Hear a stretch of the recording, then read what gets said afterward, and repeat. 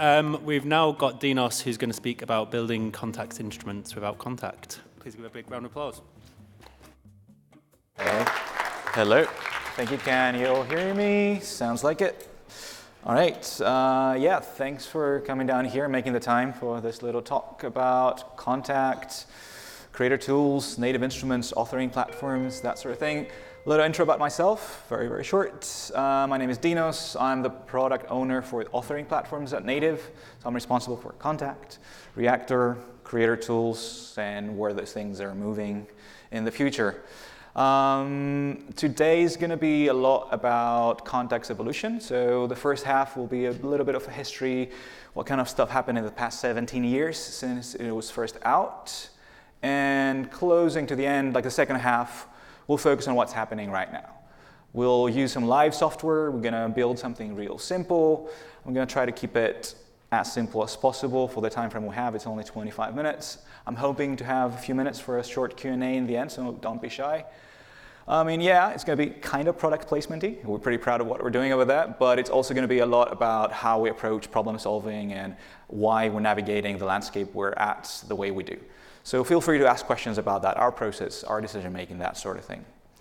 Let me get started then. First of all, zoom back in 2002 and Kontakt version 1.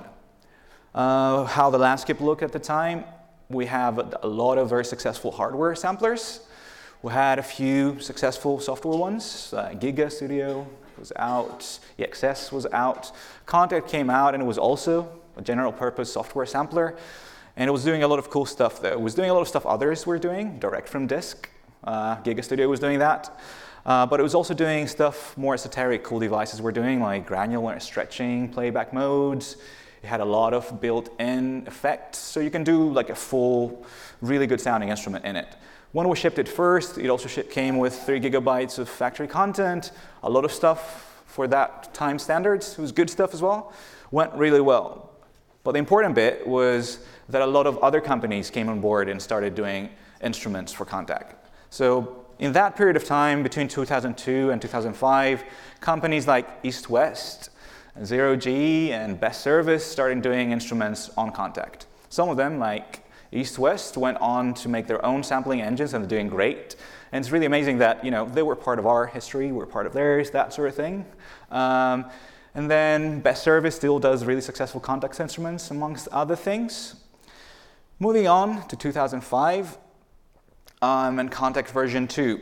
The really big news at that time was that KSP thing, the Kontakt script processor. So our own little scripting language, charming, one might say, to this day. And it allowed people to do really cool, really hacky little things with Kontakt. At that point in time, it was just a module before, let me see what that does. It was a little module before the actual sampling engine. It was good for things like sequencing and arpeggiators and voice manipulation, that sort of thing. But it didn't have that big of a connection with the rest of the engine. That being said, it was pretty big for that point in time. I'm going to skip through the other little features. And I'm going to highlight a few companies that went on board and made the best out of this. Way more companies in that period of time between Kontakt 2 and 3 came on board. Sample Logic, Sibelius was shipping Kontakt instruments as their main audio engine. Big Fish Audio, Garriton with really amazing orchestral stuff. Tap Space, more niche, march band, percussive stuff. And Sonic Couture, they were one of the first ones to do really amazing stuff with KSP. Moving on with Kontakt version 3, that was in 2008. All right, so I've been talking a lot about audio things. So it was about sampling, around sequencing, about the sound. Kontakt 3 was the first one that allowed those third-party companies to give like a visual identity to their instruments. So we introduced what we called performance views, pretty basic stuff. Stock knobs, stocked sliders, stock UI elements, but you can customize a background picture. So you can highlight how the company feels. Like you can give an emotional badge to those instruments. With Kontakt 3.5, around like a year later, we added those library tabs on the left-hand side of the browser. Way more real estate for branding for those companies. A lot of them use it to their success. We also did a bunch of other stuff. We've been doing a lot of other stuff I'm not highlighting in this presentation. One of them that was key was we improved a lot of our performance. 64-bit came around, memory management were more efficient. Those instruments it was easier for people to build bigger, better sounding, better looking instruments. Again, moving on to the kinds of companies that thought that was a good idea to build instruments on our platform. Stephen Slate also went on to create his own company, doing a lot of really amazing software. Sonic Reality, Scarby, with a lot of really cool retro sounding. He was really big with the electric pianos at the time, went on to do a lot of electric guitars, bass guitars later on. Project Sam with cinematic stuff. Promini from Japan, extremely detailed, really high quality electric guitars and basses. Spitfire Audio from here, possibly some of, no? Yeah. I thought so. Hello. Also really cool Kontakt instruments, amazing symphonic stuff. Also went on to do their own sampling engine. We're kind of learning from each other, I guess, in the process. It's really cool. And then moving on to Kontakt 4. That was in 2010, and we took that whole visual identity thing even further. So no longer you had to use those stock knobs and sliders. You could go with your own customized, it's still Sprite, it still is to this day, working on it. But you can do your own custom UIs fully. The whole look and feel of the instrument you had full control over. We improved browsing, we did a bunch of other DSP things. The library became bigger and better. But then that was a point in time when maturity was happening. So you had companies that were active in the game for a long time before that, but they were becoming bigger and bigger at that point in time. Audio Bro, LA Scoring Strings, a lot of other really amazing symphonic stuff. Orchestra Tools from Berlin, from Germany, not necessarily Berlin, all of them. Drumosonic, who are still collaborating with us heavily on really cool guitars. Galaxy Instruments, Cyan Iron, Cinesamples, probably forgetting a bunch, probably not doing anyone justice here, but really a lot of really cool companies still on Kontakt doing really great instruments. Let's go into Kontakt, the whole 5 era. That was from 2012 up until last year. There was no big fanfare about a big, massive new feature, but a lot of little things happened along the way. We added and improved a lot of the effects that are in Kontakt, added some more routing options. You can have buses and do you can do parallel processing, that sort of thing. KSP had been changing slowly through the years. As I mentioned before, in the beginning, it was just some MIDI-like things before the actual sampling engine. But as time went by, there was more and more pipes connecting KSP with the actual audio engine of Kontakt. You can build more dynamic, more advanced instruments that, people could be building completely different kinds of instruments for that season compared to 2005. And that's proper maturity, really beautifully sounding instruments were coming along. Those companies, those creators were hitting the limits of what they could do with Kontakt, truth be told. But that allowed a lot of really new big companies to happen. Heaviosity, they were doing a lot of other stuff. They became big during that time. Output, Get Good Drums, Embertone, Wave Alchemy, RH3 Samples. The cool thing is there's a really full spectrum from orchestral stuff to electronic stuff to metal stuff to rock sounds, the full thing. And then let's come closer to now. Kontakt 6 happened last year, 2018. We added a bunch of DSP stuff as we do. There's a wavetable synthesizer there. There's new and improved DSP, reverbs and delays, you name it.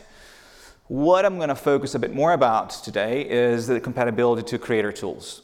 So Creator Tools is a separate load application. In that screen over there, you see its first iteration from a year ago. 2 tabs, debugger, instrument, editor.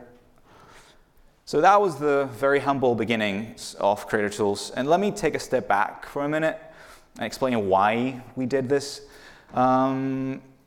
During those years and during all those features that were added, there was a lot of different use cases being served by the same application. I focused a lot on features that were about developers, that were about people building instruments, but we've obviously been doing a lot of stuff for the end customer, the musicians on the other side. But we started feeling like those 2 use cases were getting in the way of each other. So we started with a separate application that was really focused on creators, on people building instruments with Kontakt. And we started slow, and we felt like going live with a very humble, very not very impressive version of it about a year ago. Only those 2 tools. This debugger was, debugger maybe not the right word for it. KSP log is what we call it now. Simple log to print out warnings, errors, messages, that sort of thing when you're coding. And the instrument editor on the other side, what that is it's Lua-based. It allows you to connect to a running Kontakt instance, and allows you to write your own script to manipulate that structure.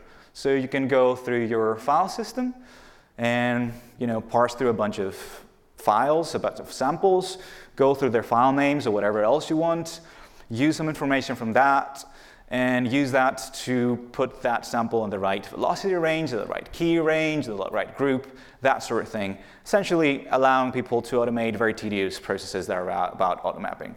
But we went a bit further with that, and we added some smart MIR things. So you could just retrieve information from the pure audio data from the files, like pitch and RMS. You can use that to map stuff as well. So you don't really have to have everything printed in the file name as common practice in those kind of things. But when it starts becoming a bit more exciting is, in the years since, in this 1 year, we've added a few more tools. We've added one about GUI design that allows you to build the UIs of instruments way easier. We added a little project manager literally last week that puts all those resources about a project in one place and allows you to manage it better. Now I'm going to stop just showing you slides. I'm going to run some actual software, show you how it looks and how it feels these days. All right. And we're here. Let me rewind a bit to make it even better. All right. So starting creator tools. So I'm greeted with this little screen, a few tools on the right-hand side, the main project manager on the left side, loading a project, that's a demo for it today. See some files here, like my instrument, my NKI, some scripts, some performance views, double-clicking on the NKI, I will launch Kontakt, it will load that instrument. There's nothing there right now, it's an empty performance view, as we call them, empty UI. Not really much to add here, except something happened here. So this is the instrument editor. It gives me an overview of the structure of the internals of this instrument. So you see there's 2 groups, no zones, there's no samples. This thing makes no sound. MIDI comes in, nothing. But I'm going to quickly show how this little Lua scripting binding works. No samples in here. In my project, I have saved a shortcut to some Lua scripts I like to use often. There's the ones that come with Creator Tools. If I double click here, I'll see samples auto mapping, a Lua script open up. I can open it up in my favorite code editor. I can see the script itself. I'm not going to go through the details. I'm going to tell you that it's going to look for stuff in this folder. It looks for samples in here. Those samples are coming from the Machine Factory library, and they're really nicely tagged, as you see. Velocity levels and root notes are all in here, but I'm going to be ignoring all of that. What I'm actually going to do, I'm going to run the script that doesn't take into account the file name. It's going to retrieve all the audio material. It's going to map the stuff according to RMS values and pitch to the right ranges. I'm going to run this guy. Stuff happened. The structure changed over here. You see the zones are in here with their properties. There's a little bubble here telling me that this is not in sync yet, so I'm going to push from the left to the right. Weird audio UI refresh. That stuff is already in here. So now I can play. There's amazing audio, like no cool sounds today, sorry about that, just like a clavie and me playing. But it's in pitch, the velocity ranges are all good, that sort of thing. A few clicks, if you've written that Lua script before, or you've found it somewhere. So that's much with the instrument editor. You can do way more than that, but just giving you an idea of what's possible. Now I'm going to start playing around with the UI. I'm going to get out of here, and you see there's nothing on that UI. I'm going to close that, get it out of the way. I'm going to double click on this file here, which is the performance view. You see it opened up. There's some properties like the size of this UI. This gray color is set from here. I'm not going to mess with that much more. But I'm going to add a little UI element that's pretty basic.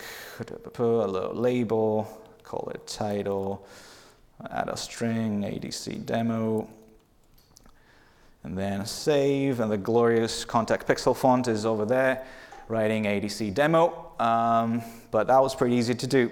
But let me add something that's a bit more interactive. I'm going to add a slider, call it level. It's over here. Maybe I'm going to move it out of the way of that label. Cool. Does nothing right now, but I'm going to go and add a binding. I have to go to the Kontakt script to do that.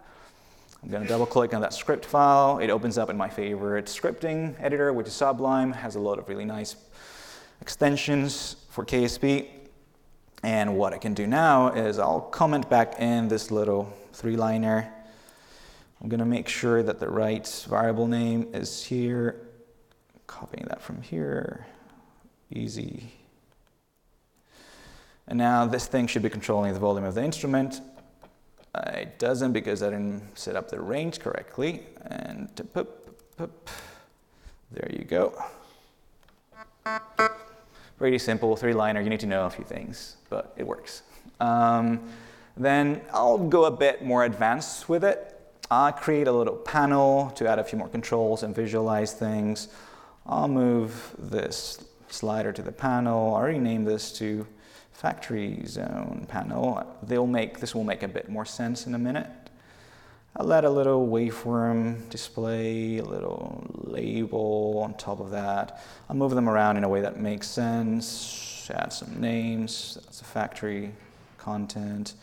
This is 100 by 100 pixels. Yeah, I'll move that a bit lower. Something like that. I've memorized all that. It's pretty amazing.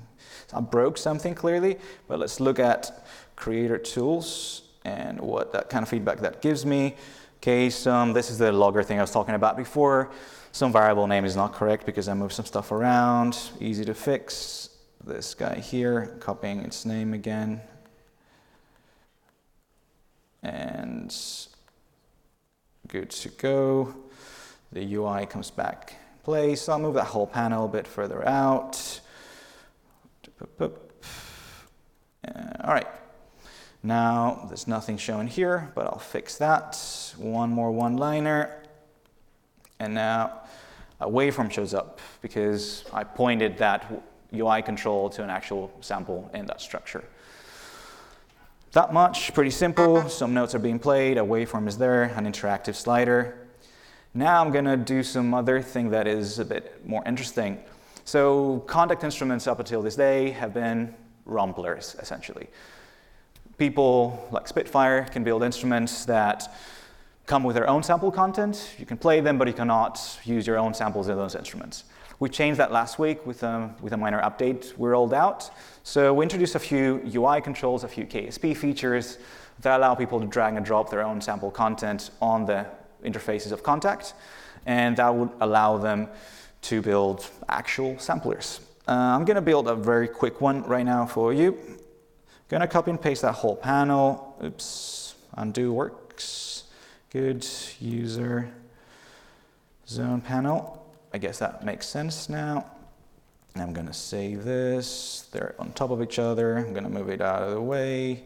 Give the label a slightly different name. Cool. Works. There's no sample content though. What I'm going to do now is going to add this new UI control, this mouse area. I'm going to give it the same size as the stuff that's below it. And I'm going to turn it into a drop target. So drop, drag and drop, accept. Audio files is what I want to accept, and multiple ones. So this thing now accepts audio files as a drop target. I'm going to comment in a lot of code right now, but because that does a lot of cool stuff, I'm going to explain what it does. There's one chunk here, a few more bits down here. Yeah, I'm a comedian. And then, so what all this thing does is actually what the Lua script was doing before. I'm going to drag and drop. I'm going to drag and drop a few samples on that widget. Any amount, no matter what the name is, whatever it is, it's going to grab them. KSP now has cool MIR things as well. So from KSP, you can read the pitch and the velocity and the RMS stuff And as a KSP developer, you can map them whatever you want. And all this code is essentially an automapper. It's not rocket science. It takes pitch in, it takes RMS in, and it calculates key ranges and velocity ranges. It's a whole lot of stuff. I wouldn't be typing it right now. But let's see if it works. Live demo and all. All right, I'm grabbing literally completely random samples from completely different instruments, dragging them onto this thing here. It should have done something. What did it do? Okay, there you go. Drop target should be the name. I'm gonna give it one more go. And there you have it. So I'm gonna turn the volume of this one down. I'm gonna turn the volume of this thing up. And it's gonna sound terrible. It's gonna be like a saxophone in one key and something else, but it's gonna be in pitch and it's gonna be velocity consistent. So F major. So that's it. So what I did here was, I don't know, in 5 minutes and a bit of preparation, I could pull in a really basic, ugly looking, but easily customizable UI. And then I use a bunch of really cool things like smart pitch detection and smart velocity detection at runtime, but also not at runtime when I was building or when the instrument was running. And as an instrument developer then, you can build an actual sampler in Kontakt in 2019 fairly easily, I hope. And that was it when it comes to me talking. If you have any questions, now is the time to do this. Thank you. Is there any? Right. Any way to do your own effects? Good question. I'll repeat the question. I was asked if there's any way to do your own effects in Kontakt. Not right now. Maybe let's talk later. That's. Mm-hmm.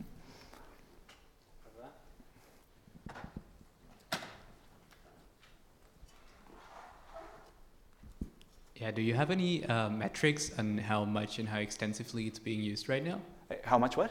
How extensively it's being used by users? Yeah, we do have metrics, but I hope you understand that I wouldn't be sharing them right now. Maybe buy me beer or something, I don't know. We've got time for one more. Is anyone? I've got one.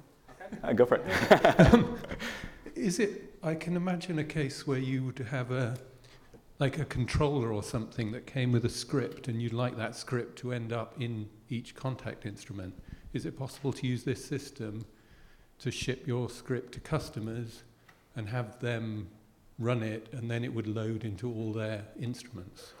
I'm not sure what you mean by a controller. Like you mean like a MIDI controller? Well, I'm thinking of guitar to MIDI. Uh-huh. Or, I mean, these gloves we heard about earlier. Right. Something like that. Something that... I mean, the kind of interfacing we provide right now is pretty basic. It's literally just MIDI right now. So if you could use that to do anything cool, yes. But there's no... It's more about whether you can use the scripting on the customer's computer to load your script into all of their instruments that they've got, so they don't have to like mess about, loading your script into each instrument individually. Right. So it's about like program change, I guess. It's like that sort of thing, like being able to load any instrument you want on the Kontakt side. No, I mean in guitar to MIDI, for instance, you've got the guitar different strings coming on different MIDI channels. You want to map those onto notes, and you want the pitch bend to go to the right notes and all that stuff. So you want the script running inside each individual instrument. We can talk later. Let's do that. I think it takes a bit more deep diving to sort it out. No worries. Thank you. Cool. That's all we've got time for, so thank you very much, Dinos. Thank you.